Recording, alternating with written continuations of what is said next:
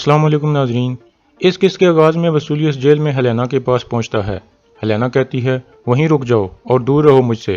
وسولیس ایک طرف بیٹھ جاتا ہے اور کہتا ہے میں نے کیسے تم پر شک کیا، میں غصے میں اندھا ہو گیا تھا، میں نے تمہارا یقین نہ کر کے تمہیں دھوکہ دیا ہے۔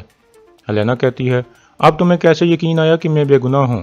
وسولیس کہتا ہے ارطغرل نے ہمارے ساتھ کھیل کھیلا تھا، مجھے معاف کر دو ہیلینا۔ ہیلینا کہتی ہے میں اس چیز کی حقدار نہیں تھی وسولیس، تم نے کیسے مجھ پر شک کیا تھا، اب میں تمہیں کیسے معاف کر سکتی ہوں؟ وسولیس کہتا ہے مجھے صرف ایک اور موقع دے دو ہیلینا، میں ثابت کروں گا کہ میں تمہارے لائق ہوں۔ کچھ دیر میں ہیلینا رضامند ہو جاتی ہے، پھر وسولیس اس کی ہتھکڑی کھولنے لگتا ہے۔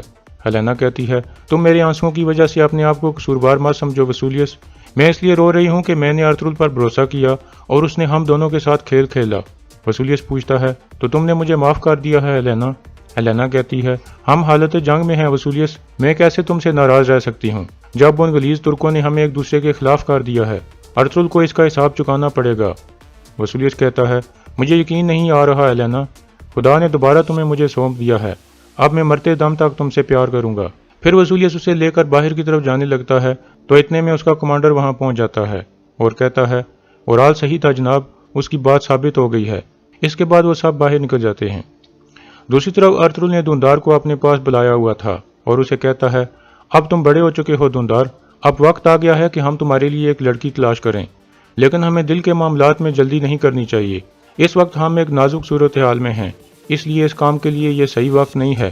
جب تک کالے بادل چھاٹ نہیں جاتے تمہیں اپنے دل کو قابو میں رکھنا ہوگا، خود سے کوئی فیصلہ نہ کرنا، پہلے ہم سے مشورہ کر لینا۔ دھندار کہتا ہے آپ پریشان نہ ہو بھائی، میں کوئی ایسی چیز نہیں کروں گا جس سے آپ کو شرمندہ ہونا پڑے۔ ارطغرل کہتا ہے میں جانتا ہوں دھندار، تم نے ہمیشہ قبیلے کی بھلائی کے لیے کام کیا ہے، اب اس کام کو جاری رکھو اور غلط لوگوں میں گلنے ملنے سے پرہیز کرو جو خفیہ کاموں میں پڑے ہوئے ہیں۔ دھندار کہتا ہے ٹھیک ہے بھائی۔ پھر دھندار باہر نکل جاتا ہے اور حکیم ارطغرل اندر داخل ہوتا ہے۔ حکیم ارطغرل کہتا ہے نکایا سے سلطان کا ایک پیغام رساں آیا ہے سردار، وہ فوراً آپ سے ملنا چاہتا ہے۔ ارطغرل پوچھتا ہے کہاں ہے وہ؟ حکیم کہتا ہے وہ قبیلے کے قریب جھاڑیوں کے پاس آپ کا انتظار کر رہا ہے۔ یہ سن کر ارطغرل فوراً باہر نکل جاتا ہے۔ دوسری طرف وسولیس اورال اور چولپن کے کمرے میں داخل ہوتا ہے اور کہتا ہے ہچتورین کے بارے میں آپ نے جو کہا تھا وہ صحیح نکلا، تم دونوں کی وجہ سے میں غدار تلاش کرنے میں کامیاب ہوا ہوں، میں یہ کبھی نہیں بھولوں گا۔ پھر وسولیس چولپن کو کہتا ہے تم ہیلینا کے پاس جا کر اسے خوش کرنے کی کوشش کرو۔ چولپن باہر نکل جاتی ہے۔ پھر وسولیس کہتا ہے ارطغرل نے میرے قلعے کو اپنے خنجر سے چیر پھاڑ دیا ہے، وہ میرے ہر قدم پر نظر رکھے ہوئے تھا، لیکن اب اس کے جاسوس میری آنکھیں اور کان بنیں گے۔ اس کے بعد وسولیس کا سامنا اس کے کمانڈر سے ہو جاتا ہے۔ کمانڈر اسے بتاتا ہے کہ آپ کی درخواست پر شہنشاہ نے مزید سپاہی بھیج دیے ہیں تاکہ ترکوں کے حملے کی صورت میں وہ ہمارے کام آ سکیں، وہ کچھ دن تک یہاں پہنچ جائیں گے۔ یہ سن کر وسولیس بہت خوش ہو جاتا ہے اور کہتا ہے میں بہت اکتا چکا تھا، اب مجھے خون اور جنگ چاہیے۔ دوسری طرف ارطغرل قبیلے کے باہر جھاڑیوں کے پاس پہنچتا ہے جہاں سلطان کا آدمی آیا ہوا تھا۔ سلطان کا آدمی ارطغرل کو بتاتا ہے کہ وسولیس نے اپنے شہنشاہ کو ایک خط لکھا ہے جس میں اس نے لکھا ہے کہ ترکوں نے امن کو خراب کر دیا ہے اور جنگ چھیڑ دی ہے۔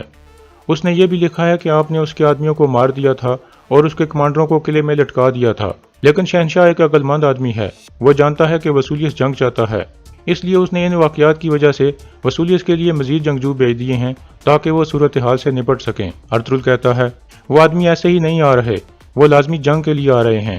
آدمی کہتا ہے آپ صحیح کہہ رہے ہو، شہنشاہ جاننا چاہتا ہے کہ ترک قبیلے کتنے مضبوط ہیں، اگر اسے محسوس ہوا کہ ترک قبیلے کمزور حالت میں ہیں تو وہ جلد جنگ چھیڑ دے گا۔ ارطغرل کہتا ہے ہم تیار ہیں، اگر ان کا شہنشاہ جنگ چاہتا ہے تو یہ آدمی اسے کم پڑ جائیں گے۔ پھر سلطان کا آدمی کہتا ہے آپ نے بہت اچھے طریقے سے ہماری اس علاقے میں نمائندگی کی ہے، اب آپ کی ایک اور ذمہ داری ہے کہ یہ پیغام آپ ہمارے سلطان تک پہنچائیں گے۔ ارطغرل کہتا ہے میں جلد سے جلد ان کو پیغام بھجوا دوں گا۔ پھر وہ آدمی ارطغرل سے گلے مل کر وہاں سے واپس مڑ جاتا ہے۔ دوسری طرف چولپن ہیلینا کے پاس پہنچتی ہے اور اس کے زخم صاف کرنے لگتی ہے اور پھر کہتی ہے وسولیس کیسے تمہارے ساتھ ایسا کر سکتا ہے اور تم پر شک کر سکتا ہے؟ ہیلینا کہتی ہے اسے ایک غلط فہمی ہو گئی تھی، ورنہ وہ کبھی ایسا نہ کرتا، ہم حالت جنگ میں ہیں اس لیے مجھے اس صورتحال کو سمجھنا چاہیے۔ دوسری طرف دھندار اکیلا ایک طرف بیٹھا ہوا تھا اور کافی غصے میں تھا۔ اتنے میں گنیلی اسے دیکھ کر اس کے پاس آ جاتی ہے اور کہتی ہے آپ کا منہ کیوں لٹکا ہوا ہے دھندار صاحب، کیا ہوا ہے؟ دھندار کہتا ہے کچھ نہیں گنیلی خاتون، میرا موڈ ٹھیک نہیں ہے۔ گنیلی کہتی ہے میں سمجھ گئی، اگر آپ مجھ سے بات نہیں کرنا چاہتے تو میں زور نہیں دوں گی۔ یہ کہہ کر وہ جانے لگتی ہے تو دھندار کہتا ہے بعض دفعہ آپ کے اپنے گھر والے دشمن سے بھی زیادہ برا سلوک کرتے ہیں۔ گنیلی کہتی ہے کیا انہوں نے میری وجہ سے آپ کے ساتھ ایسا کیا ہے اور وہ چاہتے ہیں کہ آپ مجھ سے بات نہ کرو، آپ پریشان نہ ہوں، میں دو بھائیوں کے درمیان مخالفت نہیں پیدا کرنا چاہتی۔ دھندار کہتا ہے گنیلی جب میں نے پیار کیا ہے تو میں کبھی ہار نہیں مانوں گا، حتیٰ کہ پوری دنیا بھی میرے خلاف ہو جائے۔ جب تک میں تمہارے ساتھ ہوں تمہیں کوئی نقصان نہیں پہنچا سکے گا، اگر انہوں نے تمہیں پریشان کیا تو ہم ان کا سامنا کریں گے۔ گنیلی کہتی ہے اللہ کا شکر ہے کہ آپ مجھے ملے ہو دھندار صاحب، آپ مجھے اجازت دیں۔ یہ کہہ کر گنیلی وہاں سے چلی جاتی ہے۔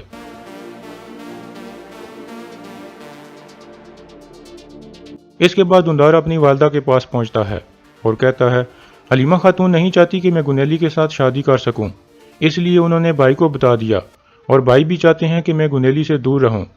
ٹریننگ ایریا میں انہوں نے جو کیا اور اب اس کے بعد مجھے جو باتیں سنائی ہیں وہ بالکل مجھے اچھی نہیں لگیں، وہ مجھے غصہ دلا رہے ہیں۔ یہ کہہ کر دھندار وہاں سے چلا جاتا ہے اور حلیمہ خاتون کے روکنے کے باوجود بھی نہیں رکتا۔ تھوڑی دیر بعد ارطغرل واپس قبیلے میں پہنچ جاتا ہے اور عبد الرحمن کو کہتا ہے دوان اور دھندار کو بلا کر میرے پاس لاؤ۔ دوسری طرف سپاہی ٹریننگ ایریا میں موجود تھے۔ اتنے میں عبد الرحمن وہاں پہنچتا ہے اور کہتا ہے ارطغرل صاحب دوان ال پر دھندار صاحب سے ملنا چاہتے ہیں۔ یہ سن کر وہ دونوں عبد الرحمن کے ساتھ چل پڑتے ہیں۔ دوسری طرف ایک سپاہی اسلان کے پاس آ کر کہتا ہے اسلان خاتون کونیا سے ایک پیغام رساں آیا ہے۔ اسلان کہتی ہے بھیجو اسے۔ پھر ایک سلجوق سپاہی اندر داخل ہوتا ہے اور اسلان کو امیر سعد الدین کی طرف سے خط دیتا ہے۔ اسلان خط کھول کر پڑھنے لگتی ہے اور کچھ پریشان ہو جاتی ہے۔ دوسری طرف دوان اور دھندار ارطغرل کے پاس پہنچ گئے تھے۔ ارطغرل کہتا ہے میں آپ دونوں کو ایک بہت اہم ذمہ داری دے رہا ہوں، کل صبح سویرے آپ دونوں کونیا روانہ ہوں گے اور سلطان کے پاس ایک پیغام لے کر جائیں گے۔ وہ پیغام میں لکھ کر نہیں دے سکتا بلکہ آپ کو دماغ میں یاد رکھنا ہوگا۔ پھر ارطغرل ان کو پیغام بتانے لگتا ہے جو اسے نکایا سے آنے والے آدمی نے بتایا تھا۔ دوسری طرف حلیمہ اسلان سے پوچھتی ہے کیا بات ہے اسلان خاتون، کوئی بری خبر ہے؟ اسلان کہتی ہے امیر سعد الدین چاہتے ہیں کہ میں ایلگن جا کر ان کی والدہ سے ملاقات کروں اور شادی کی تیاریاں بھی وہیں جا کر کروں۔ حلیمہ پوچھتی ہے تو کیا سوچا ہے آپ نے؟ اسلان کہتی ہے مجھے کچھ سمجھ نہیں آ رہی کہ میں کیا کروں، ہو سکتا ہے کہ میرا وہاں جانا بہتر ہو۔ دوسری طرف دھندار گنیلی کے پاس پہنچتا ہے اور کہتا ہے گنیلی خاتون آپ کے چہرے پر اداسی کیوں ہے؟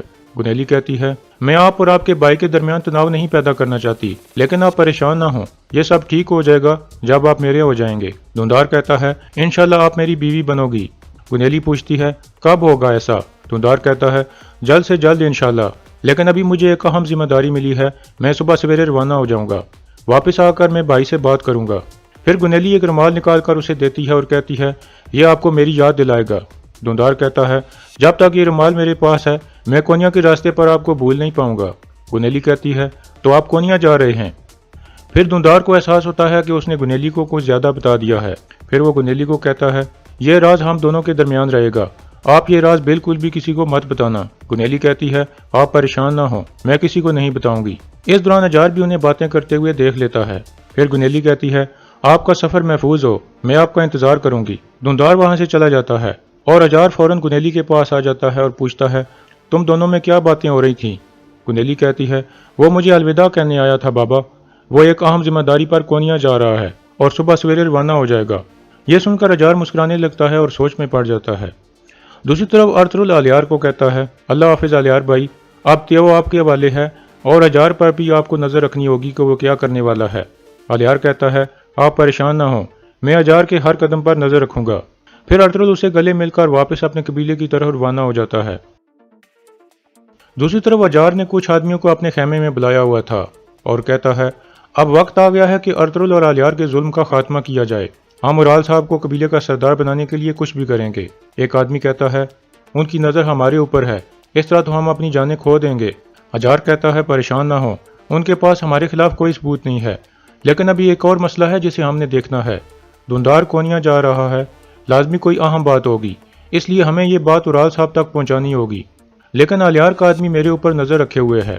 پھر اجار ایک سپاہی کو کہتا ہے یہ پیغام تم لے کر جاؤ گے، میں شکار کے بہانے نکلوں گا اور الیار کے آدمی کو دوسری طرف لے جاؤں گا، اسی دوران تم کارا جیسر چلے جانا اور اورال صاحب تک پیغام پہنچا دینا۔ دوسری طرف اسلان الیار کے پاس جا کر بتاتی ہے کہ امیر سعد الدین کی طرف سے خط آیا ہے، وہ چاہتے ہیں کہ میں ایلگن جا کر شادی کی تیاریاں کروں، ہمارے سلطان چاہتے ہیں کہ شادی وہاں ہو الیار کہتا ہے ارسلان باجی اگر آپ ایسا نہیں کرنا چاہتی تو میں آپ کی پوری مدد کروں گا، آپ کو سعادتین کوپک سے شادی نہیں کرنی پڑے گی۔ ارسلان کہتی ہے میں قسمت سے نہیں لڑ سکتی بھائی، میری قسمت یہی ہے کہ میں ان سے شادی کروں گی، آپ اجازت دیں تو میں کائی قبیلے جا کر سب کو الوداع کہنا چاہتی ہوں۔ الیار کہتا ہے ٹھیک ہے باجی ہم اکٹھے چلیں گے۔ دوسری طرف اجار دوست بھائیوں کو ساتھ لے کر چل پڑتا ہے۔ اس دوران الیار کا ایک آدمی بھی ان پر نظر رکھے ہوئے تھا اور اس آدمی کو اجار کا آدمی دیکھ رہا تھا، اور پھر وہ تینوں گھوڑوں پر سوار ہو کر روانہ ہو جاتے ہیں۔ تھوڑی دیر بعد الیار کا آدمی اپنے گھوڑے کی طرف جاتا ہے تاکہ اجار کے پیچھے جا سکے۔ یہ دیکھ کر اجار کا آدمی خوش ہو جاتا ہے۔ دوسری طرف کائی قبیلے میں حائمہ خاتون کہتی ہیں میں نے دھندار کو کبھی اتنا خوش نہیں دیکھا، خوشی اس کی آنکھوں سے جھلک رہی ہے۔ ارطغرل کہتا ہے یہ واضح ہے کہ وہ محبت میں گرفتار ہو گیا ہے والدہ، لیکن ہم اس سے اس مسئلے پر بعد میں بات کریں گے، ابھی میں اسے اور دوان کو ایک اہم ذمہ داری پر بھیج رہا ہوں کیونکہ میں کسی اور پر اعتبار نہیں کر سکتا۔ اور یہاں اس قسط کا اختتام ہو جاتا ہے۔